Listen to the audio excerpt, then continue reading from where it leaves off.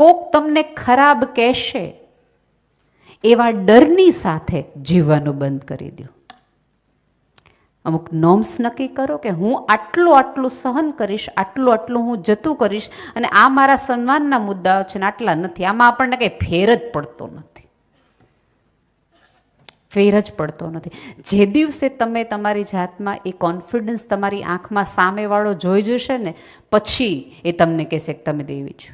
અને બહુ જ સભાનતાપૂર્વક અહીંયા બેઠેલી તમામ સ્ત્રીઓને કહું છું કે સમાજ પાસે દેવી છો એવી અપેક્ષા ન રાખો. તમે એક માણસ છો, મને પૂજાની નહીં, મને ગૌરવની જરૂર છે. મારું ગૌરવ કરો કે હું તમારી પડખે છું. મૂળાક્ષરોમાં 52 અક્ષરો છે. ક ખ ગ તમે આખું બોલતા થાઓ, આખું બોલી જાઓ તો એના કોઈ અર્થો નથી.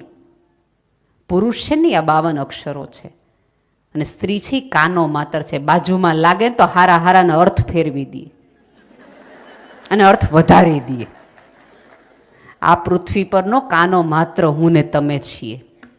તમારી જરૂર ભલે ન હોય, તમારું અલગ અસ્તિત્વ ભલે ન હોય, પણ કોઈના જીવનનો અર્થ માટે તો મારી જરૂર પડશે. ક્યાં જાશો? આવો કોન્ફિડન્સ રાખો. અને હજી કહું છું, આત્મવિશ્વાસનો અર્થ એ નથી કે મોઢે મોઢ જવાબ આપી દેવા. એક લોકોને મગજમાં એવું ઘરી ગયું છે, જવાબ દઈ દેવાના. આમ સાંભળી તો લેવાનું જ નહીં. સાંભળો, ખુલ્લા મને સાંભળો, અને પૂછો તમારી જાતને કે આમાંનું કશું છે તમારી અંદર. અને મેં તો અનેક વાર કીધું છે કે મેળા ટોણાથી જ જગતમાં બદલાવ આવ્યો છે. વખણથી તો મજા આવે, થોડીક વાર સારું સારું ગુડ ફીલ ગુડ થાય. આ પહેલી લાઈનમાં એમ કે બહુ દેખાડા, બે દેખાડા, ત્રણ ત્રીજા બેન એમ કે નથી દેખાડા, લે બહુ કરી. સાહેબ, તમારા સુખ અને દુઃખ નો આધાર તમે પોતે છો. કોઈ વખાણ કરે બહુ સરસ, ન કરે તમારી મરજી. જે દિવસે સમાજને આ ખબર પડી ગઈ ને આને બહુ ફેર નથી પડતો, તે દિવસે બહુ જ મજા આવશે તમને જીવવાની. અને હવે તમે લાઈફના એ સ્ટેજ, ઓલમોસ્ટ અહીંયા જે લગભગ સ્ત્રીઓ છે એ 35-40ની ઉપરની સ્ત્રીઓ છે. એટલે એક તમે એવા સમયમાં છો કે જેમાં તમે ઘરમાંથી ફ્રી રહી શકો છો. તમે વિચાર કરો કે એક સ્ત્રીનું આખું મંડળ, આ સરસ મજાનું વિમેન્સ વિંગ છે, એ નક્કી કરે છે કે સુરતની આટલી બહેનોને મારે ભેગી કરવી છે. તમે આટલો મોટો સમૂહ ભેગો કરી શકતા હો, સાથે બેસી શકતા હો, તો તમારી ક્ષમતા તો ઘણી છે જ. સાથે મળો, નક્કી કરો, ફ્રી સમયનો ઉપયોગ કરો.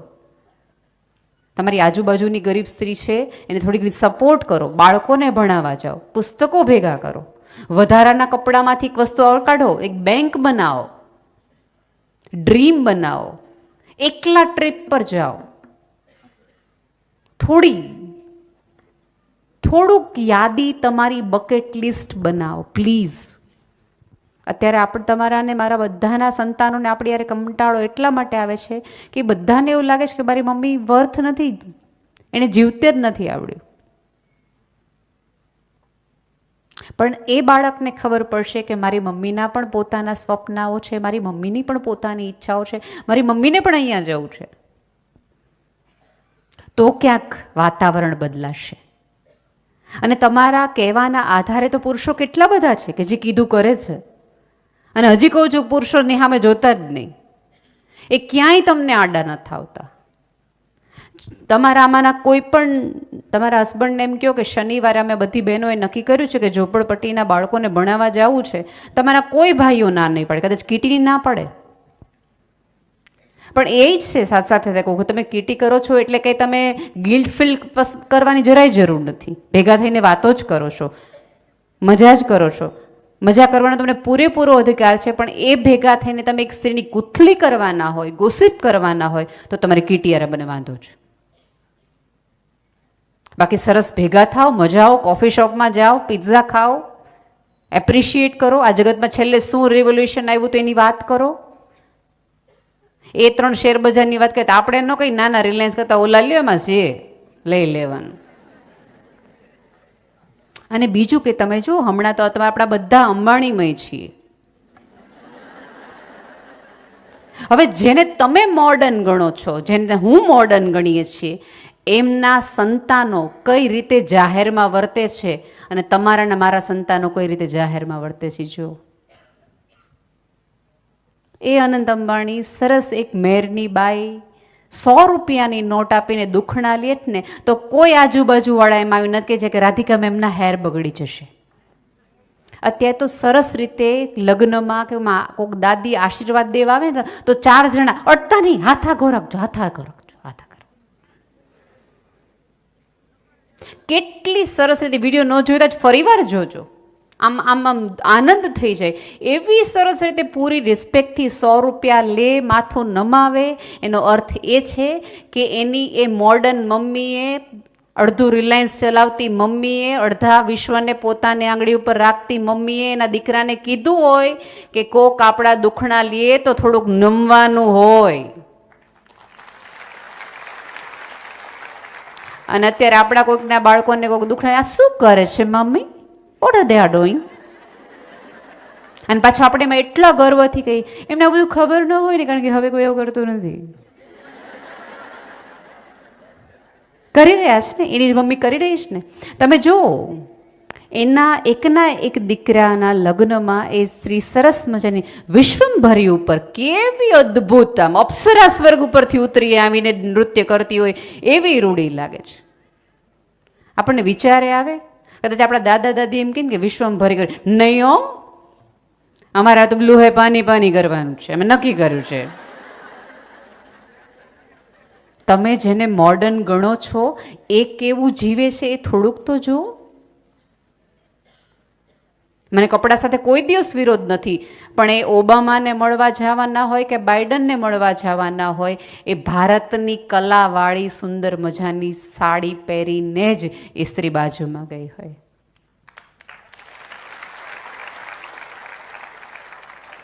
એનો દીકરો એની સ્પીચમાં જે બોલે છે ત્યારે આપણને સમજાય કે માતા પિતા તરીકે એણે કેવો ઉછેર કર્યો હશે. એક વખત નીતા અંબાણીએ છે કે ઇન્ટરવ્યૂમાં એવું કીધું હતું કે એક વખત અનંત સ્કૂલેથી પાછો આવતો હતો અને એણે થોડો તુકારાપણાવાળો વ્યવહાર ચોકીદાર સાથે કર્યો અને ઓવરહર્ડ મુકેશભાઈએ સાંભળી લીધું. એણે તરત જ જેમ કીધું, પહેલાં જઈને તું સોરી કહી આવ, પછી ઘરમાં આવતો નહીં.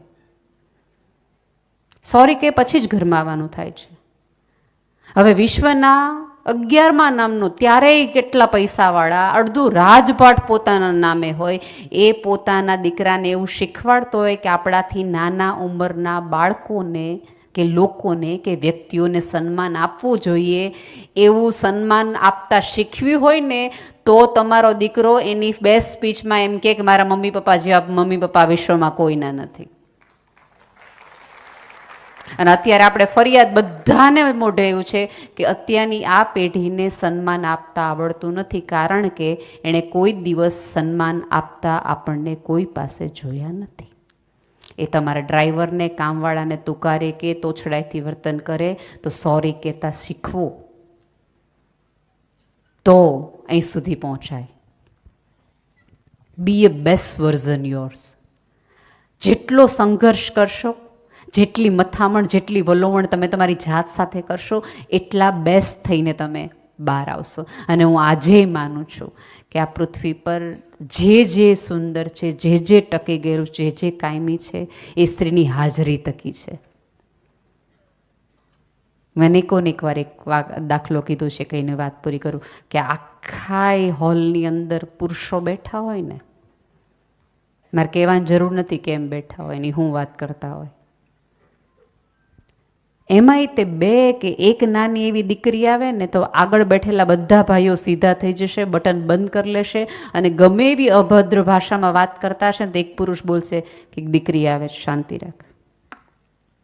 એનો અર્થ એ છે કે આ જગતની કુરૂપતા ઘટાડવા માટે પણ સ્ત્રીના અસ્તિત્વની જરૂર પડશે. કેમિકલ બદલાવી નાખે આખા હોલનું એક સ્ત્રી. તમે 100 પુરુષથી લશ્કર બનાવી શકો, પણ એ લશ્કરની અંદર એક સ્ત્રી આવે ને તેને તમારે બીજે દિવસથી ટેન્ટ નહીં, તંબુ નહીં, ઘર કહેવું પડે. કારણ કે એ સરસ બધું ગોઠવણ કરવા માંડે, વ્યવસ્થિત કરવા માંડે.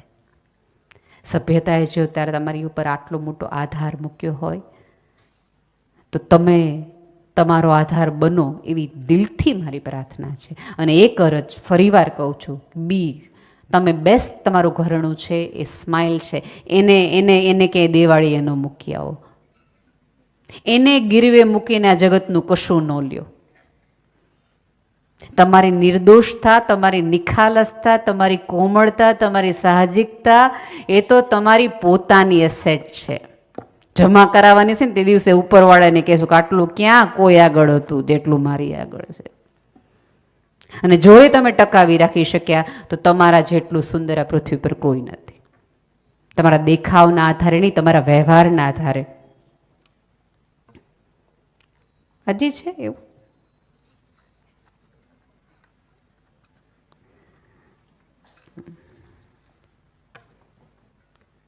તમારી સુંદરતાના આધારે નહીં, પણ તમારા વ્યવહારના આધારે. આમાં એવું છે કે ક્યારેક કોઈ વ્યક્તિનો જીવનનો ખરાબ ફેસ હોય, અમુક તકલીફો સમય એવો આવી જાય, દુઃખના દિવસો આવે અને જાય, એ ભૂલાય જાય, પણ એ દિવસો દરમિયાન થયેલો વ્યવહાર છે ને કાયમી રહે, એ આજીવન યાદ રહે. અને આપણી બધાની તકલીફ એ છે, ખરાબ આપણને તરત યાદ રહે, સારું બહુ યાદ ન રહે. હું તમને 100 વાર મદદ કરું, તમને નેહલબેનમાં સારા છે એવું કહેવાનું ન મન થાય. આપણે એમ કહીએ અમારા સંબંધ બહુ સારા એટલે કરે જ ને. પણ એક વખત આમાંને કોઈ પણ વ્યક્તિ ના પાડે, આટલું ન રાખ્યું, આટલું કોઈક ના પાડે છે, જ્યારે તમે ઈચ્છતા હો કે તમારી નાનો સ્વીકાર અન્ય કરે, તો તમારે પણ કોઈકની નાનો સ્વીકાર કરવો જોઈએ. આપણી તકલીફ એ છે કે મારી નાનો તમારે સ્વીકાર કરવાનો, કારણ કે મારું જેન્યુઇન રીઝન હતું, નહોતું આવ્યું તે દિવસે. અને તમારું રીઝન તો કે બાના. એવું ન હોય. આજે તમે એની સાથે નથી જઈ શક્યા તો ખુલ્લા દિલે કહો. અને એક તો આપણે બધાને કંઈક એવું છે, કોઈક સાથે ન આવે ને તો મજા જ ન આવે. બેસ્ટ ડ્રેસ આપણે લેવો હોય ને આપણે ઈચ્છતા હોય ને કે આ કોઈ ન મળે તો એ આપણે એકલા લઈ આવીએ, પણ બાકી હાલને તોરે આવતી હોય તો આપણે સજાઈ જઈ આવીએ. જ્યારે જ્યારે ખરીદી કરવા જાઓ ત્યારે તમને જોતું હોય એ જ લાવો. બજાર તો છે ને વિશ્વાસઘાત માનવારી છે. અને દોસ્તી થોડાક એવા લોકોની રાખો, જે સ્ત્રી અન્યની વાતો અને ગોસિપ તમને કરતી હોય ને તે માની જ લેવાનું કે બીજી સ્ત્રી પાસે તમારી એટલી જ કરે છે.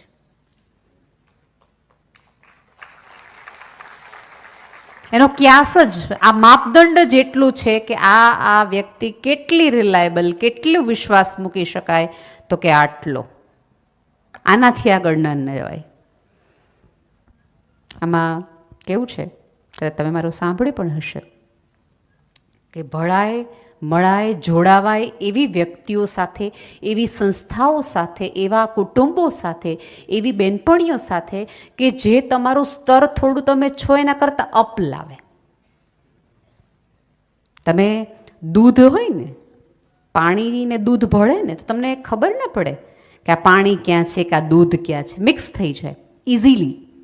તમે જોઈ ન શકો, પારખી ન શકો. કોઈ પણ દૂધ તમારી પાસે પાણીવાળું લાવું તો તમે મને એવું ન કહી શકો આમાં પાણી હતું. એનો અર્થ એ છે કે દૂધની ગુણવત્તા, ગુણધર્મ અથવા ગુણની એની આવડત એવી છે કે પાણીના ભાવે એ વધારી દે છે.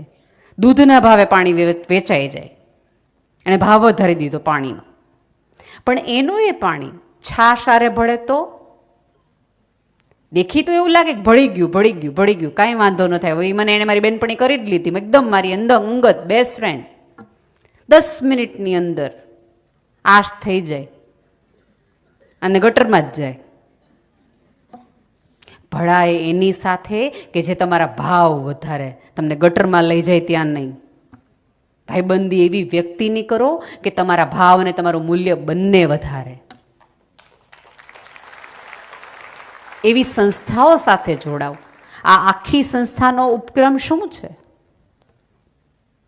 એમનો આશય શું છે? બીજી કોઈ પણ સંસ્થા ઊભી કરી શક્યા હોત. એણે તમારા મનના મુંજારા માટેની સંસ્થા ઊભી કરી,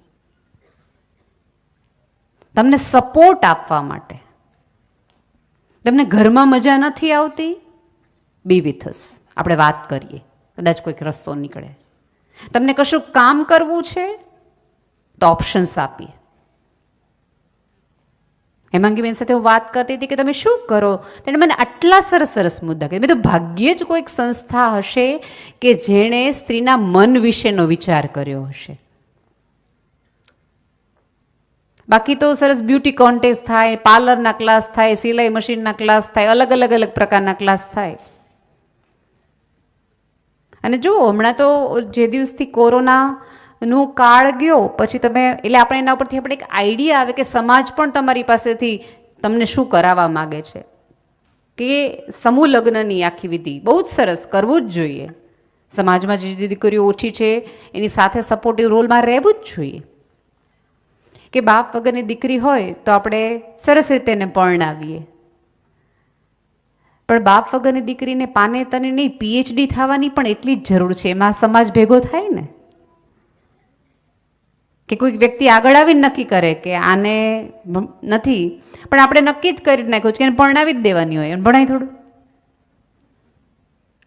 જે દિવસે સમાજની આંખ, એક સ્ત્રીની આંખમાં શિક્ષણનું મહત્વ આવશે તે દિવસે કેટલી બધી શિક્ષિત સ્ત્રીઓને પણ મેં એ જોયું છે કે જ્યારે 12th પછી કોલેજ પસંદ કરવાની હોય તો એ પોતાની દીકરીને એક એવી કોલેજમાં મૂકે કે જ્યાં એને વળતર ન મળવાનું હોય, અને દીકરાને સરસ કુંવારને મોકલે, જાઓ તમે ભણવું, અને કુમાર 3માં દાંડી લઈને પાછા આવે.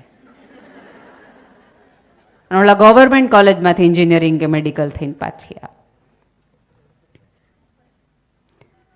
સ્ત્રીને ખબર જ નથી કે જેટલી એને સંઘર્ષમાં મૂકશો ને એટલી એ પૂરા જોરથી બહાર આવશે. અંદરથી આપણને બધાને એક સળવળે છે, કશુંક સળગે છે. તો તમને કહી દઉં, રોકેટના ઉપર જવા માટે અંદરથી સળગવું વધુ જરૂરી છે. જેટલા તમે સળગો છો અંદરથી, એનો અર્થ એ છે કે તમારી અંદર એટલી ક્ષમતા છે, એટલી ઓલી છે કે આકાશ તો ના પાડલે તો તમે ફાડી જ શકો.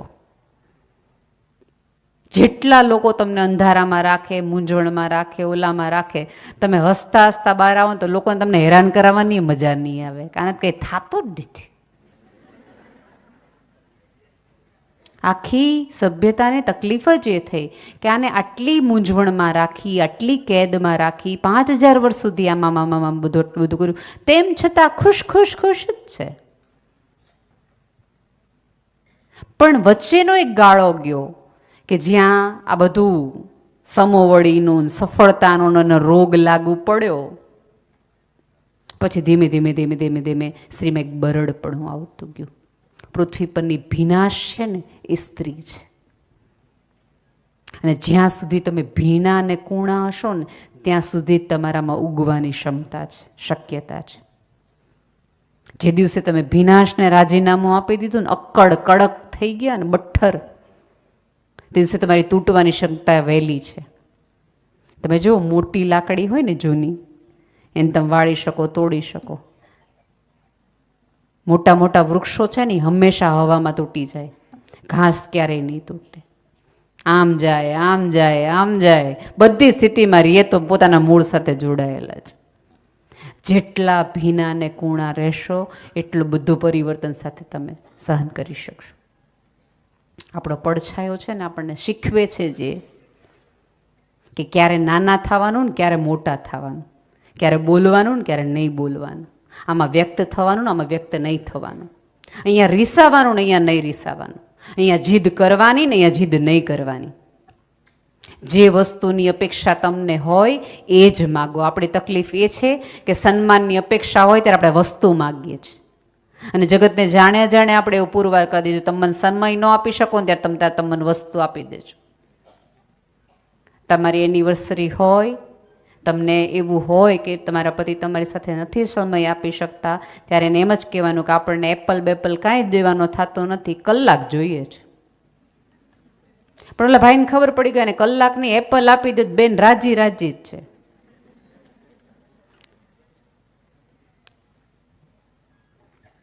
જે જોતું હોય એ જ માગો. જે થતું હોય એ જ કયો. દુખતું હોય પેટને કોટે જ માથું એવું નહીં. બહુ આપણે આ ગેરસમજણ, કારણ કે આપણે આપણાથી બહુ કન્ફ્યુઝ છીએ ક્યારેક. આપણને એકચ્યુઅલી શું જોવે છે ને, કદાચ સોલો સિટિંગ લેવામાં આવે ને કોઈ પણ સ્ત્રીની અને પૂછવામાં આવે કે what do you want from life, રડવા સિવાય ખાસ આપણે અંદરથી બહાર ના આવે, કારણ કે એટલું બધું દબાવી દીધું છે કે બહાર આવે ને તો દુખાવો થાય, દુખાવો થાય તો રડવું આવે. હવે તો આમાં એવું થઈ ગયું છે, ખુલીને રડીએ છે ને જેની સામે, એ એમ કહે છે કે મને એવું લાગે છે કે તને ડિપ્રેશન છે, ડૉક્ટરને બતાવ ને. એટલે રડવું ન આવે. જેની મિત્રની સામે રડીએ ત્યારે તો ડિપ્રેશન હોય તો એ મિત્ર એમ કહે છે તને એનું ડિપ્રેશન, જા જા, હું તને કહું તને નથી. ચોક્કસ તમે કોઈક એવી મુશ્કેલીમાં હોય, એવું જેમ તાવ આવે અને ડૉક્ટર પાસે જવાનું હોય, એવી જ રીતે માનસિક કોઈક એવી તકલીફ થતી હોય તો બિંદાસ ડૉક્ટર પાસે જાઓ, પણ એ જતાં પહેલાં તમારા ઔષધિરૂપ 4-5 મિત્રોનું એક એવું મંડળ ઊભું કરો કે આવી સ્થિતિ આવે ને એ પહેલાં જ તમે તમારો બેઝ તૈયાર કરી દીધું હોય. તમે આ જગતનું અંધારુંમાંથી જો સભ્યતાને બહાર લાવી શકતા હોય, એક પુરુષને મૂંઝારામાંથી બહાર લાવી શકતા હોય, 24 કલાક 365 દિવસની વ્યવસ્થા તમે સાચવી શકતા હોય, તો તમે તમારા જીવનમાં આવતા એ 2-2.5 વર્ષના મૂળને ન સાચવી શકો. કહેવાનું છે ખાલી ઘરનાઓને, કુટુંબને ખુલ્લીને કે સહેજ હમણાં થોડોક વખત આવી તકલીફો છે, મેં આટલા વર્ષ આ ઘરના બધા જ વસ્તુ સાચવી છે, હવે સહેજ એસી કરશો ને તોય પરસેવો વળશે એવી સ્થિતિમાં છું. પણ હવે ધારો કે એ લોકો એમાં તમને સપોર્ટ કરી રહ્યા છે અને એ લોકો સરસ મિક્સચરમાં જાય છે, પોપકોર્ન ખાઈ રહ્યા છે, પાઉંભાજી ખાઈ રહ્યા છે, બહાર જઈ રહ્યા છે, તો આપણે તરત દુઃખી થઈ જઈએ, કંઈ ફેર જ નથી પડતો. ખરેખર મેં આ ઘર માટે આટલું કર્યું ને તોય આ લોકોને ફેર નથી જો, ઘસી નાખ્યો જન્મારો. એવા બિચારાપણાના સર્ટિફિકેટ લેવા જ નહીં. આ જગતમાં જેણે જેણે કર્યું છે ને એ પોળી સભાનતાથી અને સ્વેચ્છાએ કર્યું છે, પુરુષે પણ અને સ્ત્રીએ પણ. તમે કોઈ પુરુષને 50 વર્ષે 60 વર્ષે આવું કહેતા સાંભળ્યા છે? એકાદ પુરુષ મને દેખાડજો ને જો તમારે ધ્યાનમાં આવે તો. 60 વર્ષથી આખા ઘરનું પૂરું કરું, દિવસ રાત જોયા વગર મેં કામ કર્યું, બધાય વાળ વહી ગયા, પેટ 12 વાગ્યું, જિંદગીમાં જોયું નથી હું છે. આવું કરતા તમે ક્યારેય કોઈ પુરુષને સાંભળ્યા છે? એની મજા જ છે કે એણે જે કર્યું ને પૂરી દિલથી ને પૂરી પ્રમાણિકતાથી કર્યું અને પૂરી જવાબદારીથી કર્યું. તમે એ જ કર્યું છે, પણ હવે 4-5 જણા આવીને કહી જાય ને કે કાંઈ ન કર્યું, એટલે ઓલી ફરિયાદો આપણે મગજમાં આવે. તમારા સંઘર્ષ કર્યાનો આનંદ લ્યો અને પૂરા ગર્વથી સામેવાળાને કહો કરી તો જોવો મારા જેવું. હાથ પેઢી વહી જાય તો મારા જેવું ન થઈ શકાય.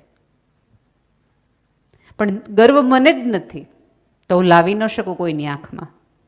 પછી અહીંયાથી ગમે એટલા સન્માન આપવામાં આવે, ગમે એટલું કહેવામાં આવે, એ બધું પાણીમાં.